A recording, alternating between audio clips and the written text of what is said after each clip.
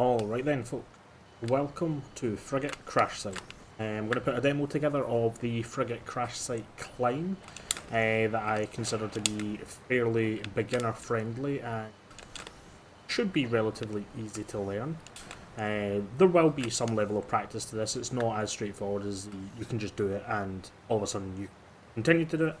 There is a little bit of nuance here, but practice makes perfect, like much other tricks. It's beginner in nature because there is no real punishment to this. You fall down from one of the jumps and you can just reset up and do it again. So ultimately what we're going to be doing is we're going to be taking this standable rock here, jumping up to where these two sheets of metal intersect, and then we're going to be jumping up towards the top end of the metal plating and then jumping around and climbing the room. So ultimately, you want to stand on this. You can slope up it for extra height and movement, but you don't need that. That's only really if you want to go fast.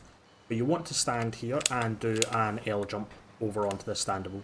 If you just push forward, it will kind of reposition you, so you do want to let go of the analog stick once you know that you're in the right position, and it will kind of push you a little bit.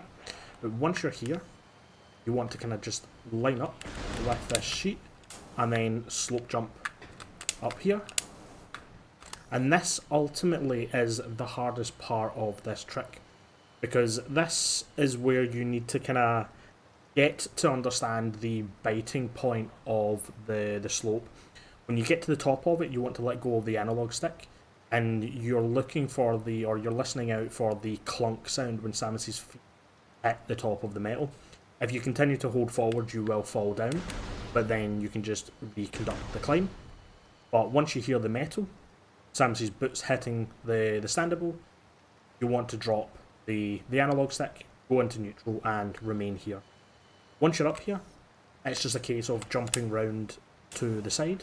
You can do it without L jumping or R jumping. I would L jump normally just because it's better control. Once you're on this standable, up to here, and then it's just a slope jump up. Again, I hold L for my slope jumps. But once you're there, you're there.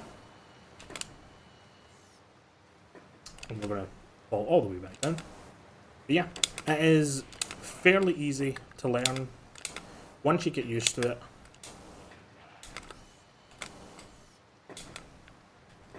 You get access to Far Chozo within 30 seconds.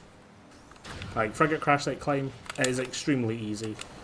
Has a whole load of kind of simple components. There is so many different ways of doing this. Everybody has their kind of preference to doing it. But this is the way that I do it, and I think this is a very good means for people to learn. The hardest part, as I said, is purely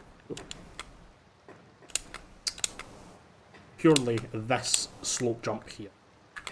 It's just learning the biting point. When you hear the clonk, that's you. You're good to go. Alright folks, bye bye.